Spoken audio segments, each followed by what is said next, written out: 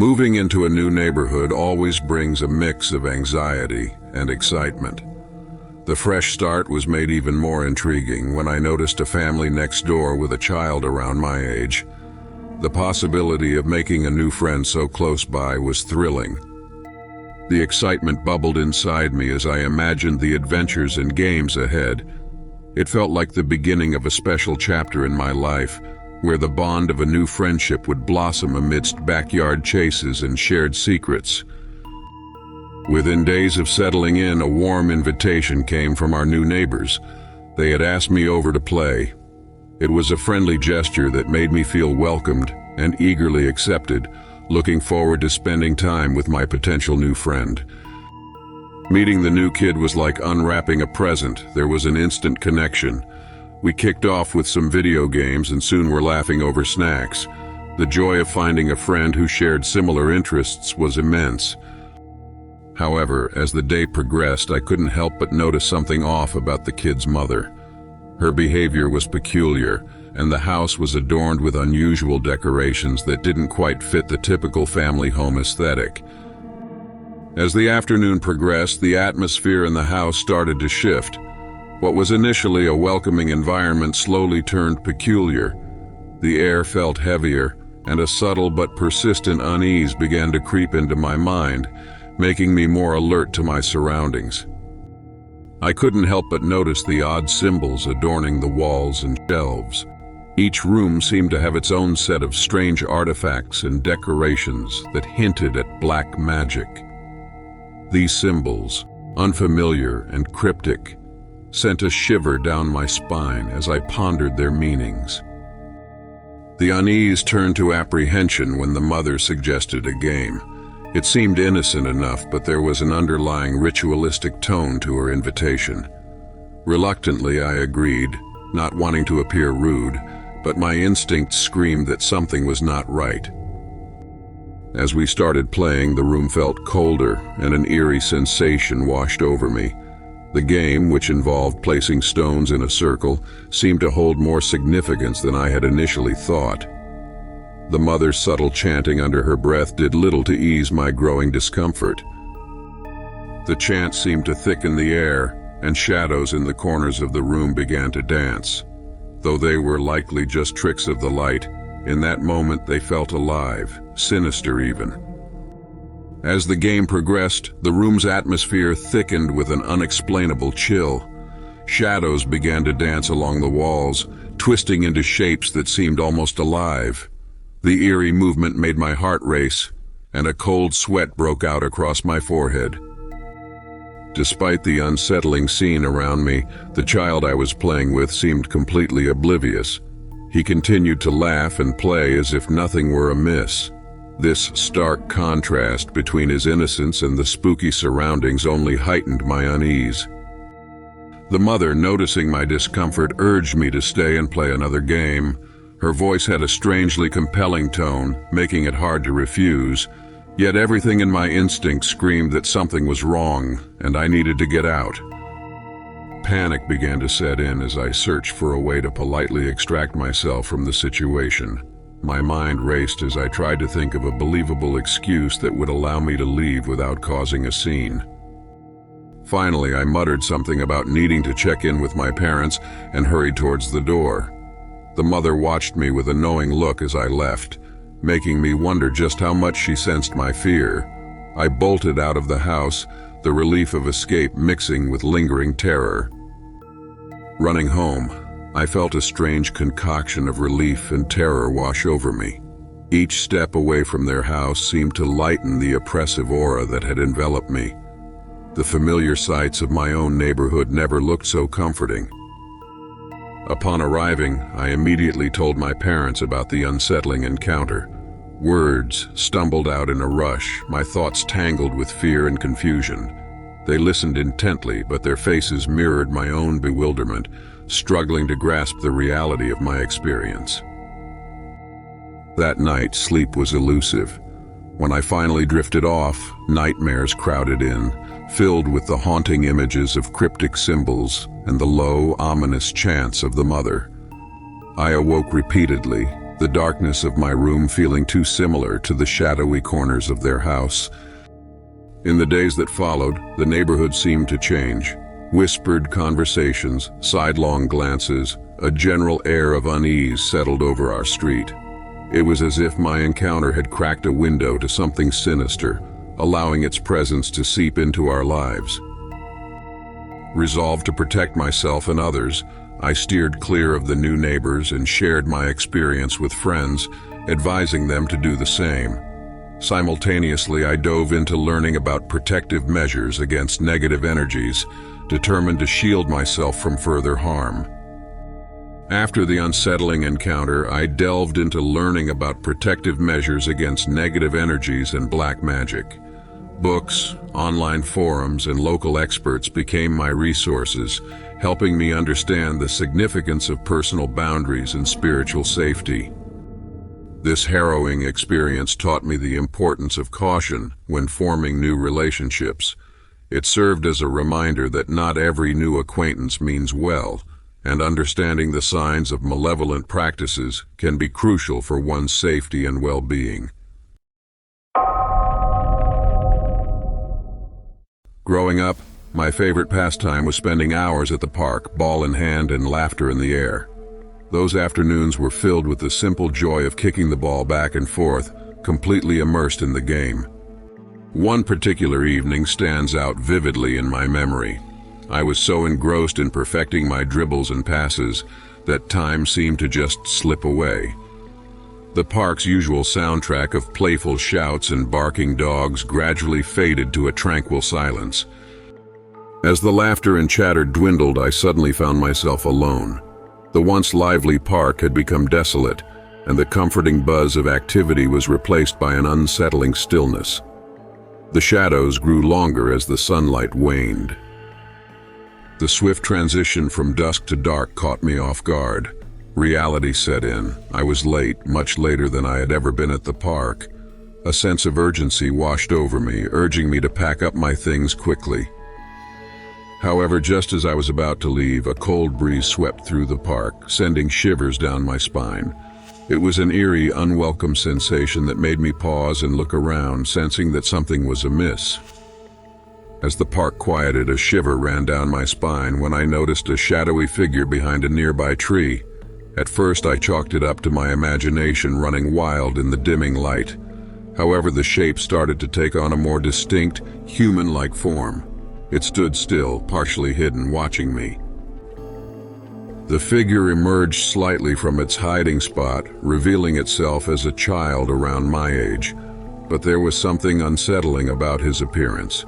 His form seemed translucent, almost ghostly, under the fading light of dusk, making me question my eyes. My heart raced as the ghostly child stepped fully from behind the tree.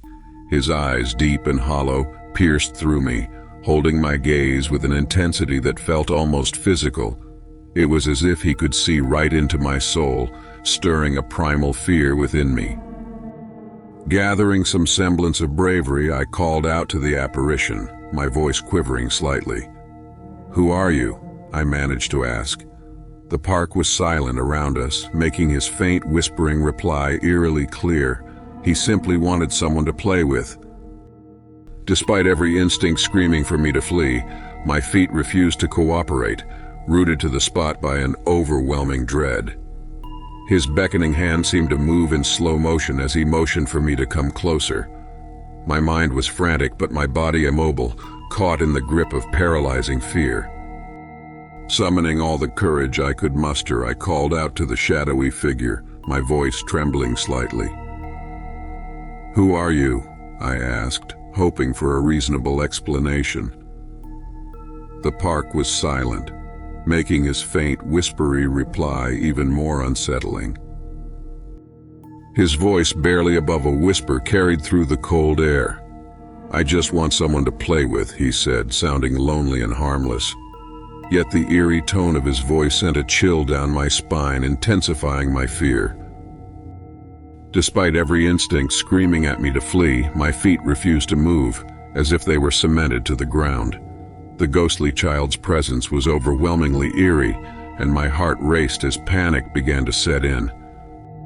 He beckoned me closer with a slow, deliberate motion. I stood frozen, unable to respond or move away. The night air grew colder around us, and the silence seemed to weigh heavily, punctuated only by my ragged breathing. As he stepped forward, the temperature dropped noticeably, and the surrounding air thickened, as if charged with an unseen energy.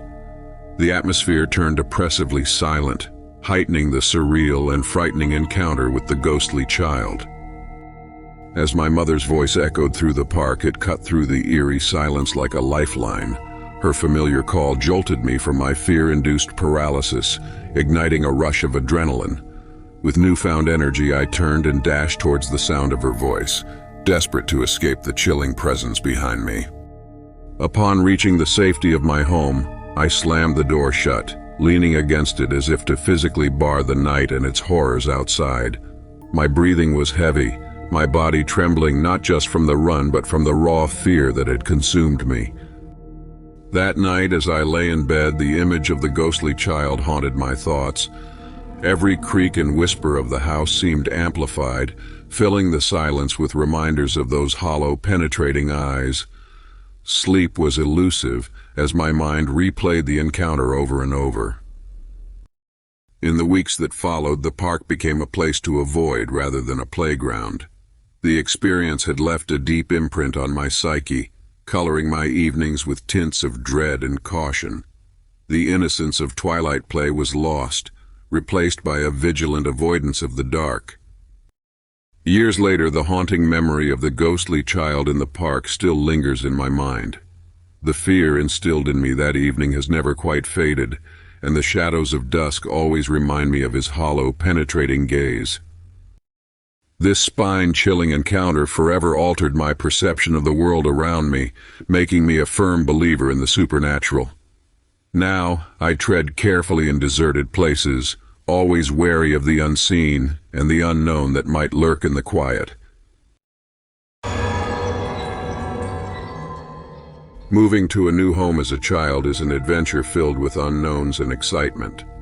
My family's journey began when we packed our lives into boxes and relocated to a quaint town, settling into a grand, yet slightly time-worn house. The house, with its large looming windows and creaky wooden floors, held an air of mystery that seemed almost palpable. I was thrilled by its size and the secrets it might hold, eager to explore every corner and hidden shadow. One of the most intriguing features was the basement. It was an old, dimly lit space that seemed untouched by time. Cobwebs adorned the corners, and an unusual musty smell lingered in the air, hinting at long-forgotten stories waiting to be uncovered. The excitement of the day gave way to a restless first night. As the house quieted down, unfamiliar sounds began to creep through the silence.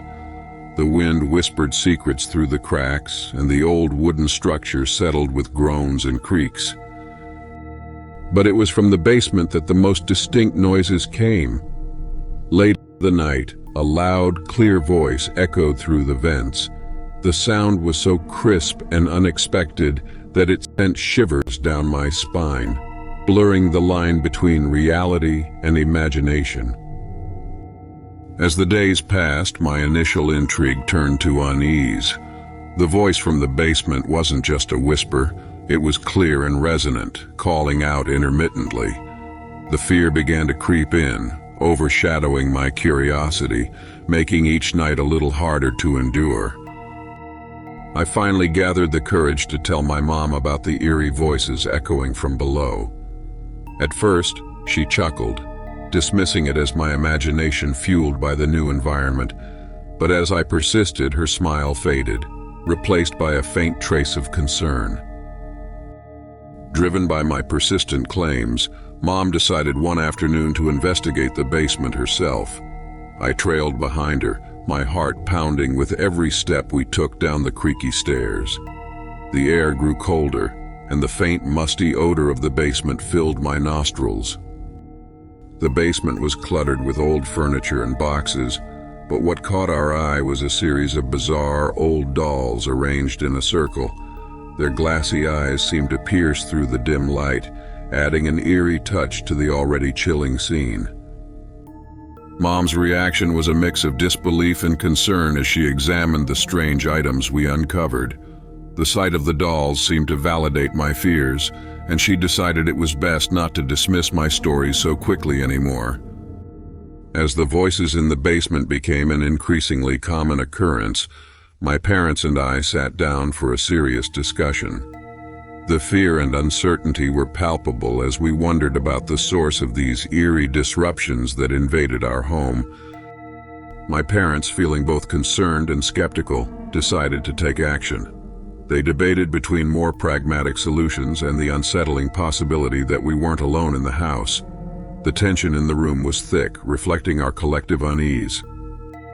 Determined to uncover the truth, my dad decided to contact the real estate agent. He hoped to glean any details that might explain the strange occurrences. The conversation with the agent turned our discomfort into outright horror. We learned about a young girl who tragically died in the basement decades ago.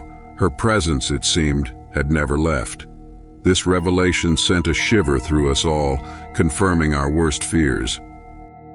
The impact of this discovery was immediate. Our home, once a place of excitement and potential, now felt tainted and chilling. Each creak and whisper of the house seemed to carry the weight of its dark past, leaving us sleepless and scared. The decision to move out was swift. Our family couldn't bear the thought of spending another night in the house after learning about its tragic past. We began to pack, each box filled not just with belongings but with a heavy heart. As we packed, the basement door seemed to loom larger than ever. The unease was palpable, and every sound seemed amplified, making my last night there restless. Despite being surrounded by my family, the feeling of isolation in that big old house was overwhelming. Moving day brought a bittersweet relief. The sun seemed to shine brighter as we loaded our last box into the truck, eager to leave the eerie whispers behind. I couldn't help but feel a shiver as we drove away, the house shrinking in the rearview mirror. Settling into the new house was like a breath of fresh air. The walls were bright and the spaces inviting, with no hidden corners or unexplained noises.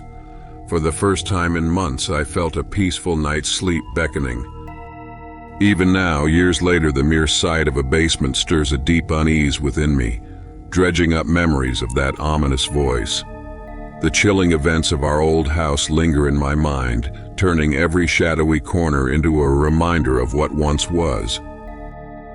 Dear viewers, if you like this video, don't forget to like and subscribe my YouTube channel, Mr. Horrorhood, to watch more such fearful and real-life experience videos. Thanks for watching. See you in next video.